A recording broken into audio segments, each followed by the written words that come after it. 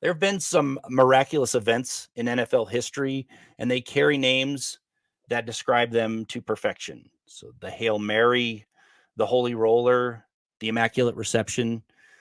These events are well known and have been immortalized in NFL films and get brought up time and again in broadcasts. And they've gone down in history as extraordinary events.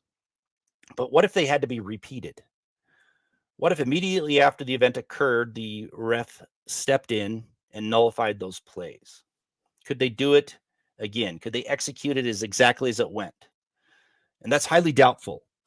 However, there is one rarely talked about event that should be considered the most miraculous ever because it did have to be repeated. The refs did step in and nullify a great play only for the exact same result to happen on the very next play. And when I say exactly the same, I really mean it. It was lightning striking twice.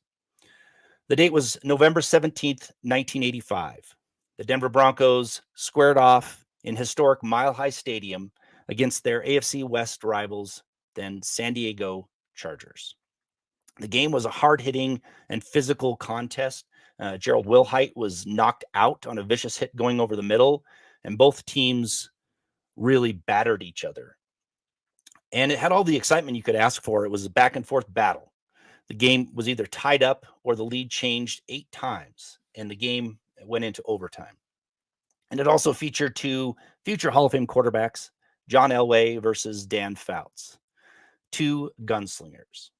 And from the first play to the closing bell, it was pure excitement. And the opening kickoff was electric. The Chargers' Gary Anderson fielded the opening kick and took it 98 yards to the house. And then the Broncos roared back as Elway throws a frozen rope to Steve Watson for a touchdown to tie it up. And that's really how the game went. Back and forth, exciting, physical, lead changes galore. The game also featured 6 turnovers, 2 missed field goals, another electrifying return for a touchdown by Vance Johnson that was called back due to a penalty, and a Dennis Smith aerial attack as he dove over an offensive tackle to lay a hit on Fouts off of a blitz.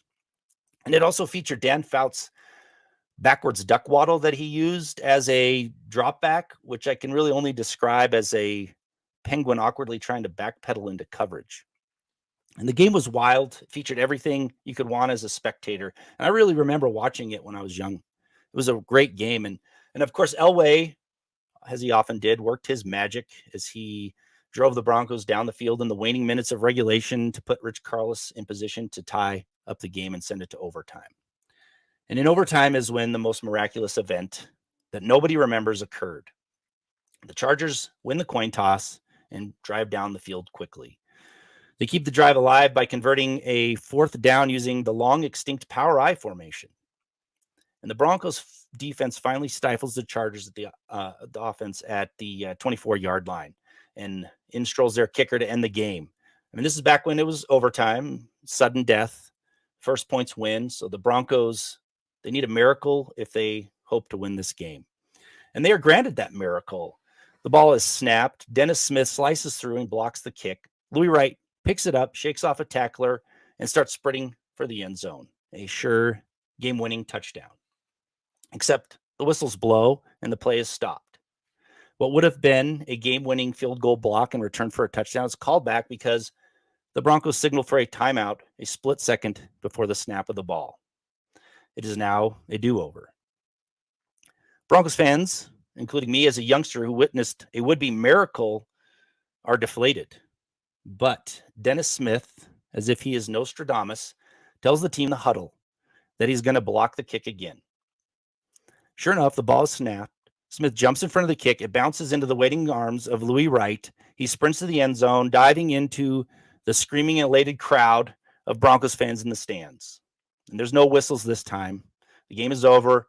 Broncos win on a miracle. Actually, back-to-back miracles to be exact. Now, blocking a field goal itself is not a miraculous event. But to do it on back-to-back plays in overtime to save the game and have the ball bounce into Louis Wright's arms twice with a free run to the end zone is. And it should have a catchy name, just like the other events, and be remembered in lore of NFL history instead of forgotten.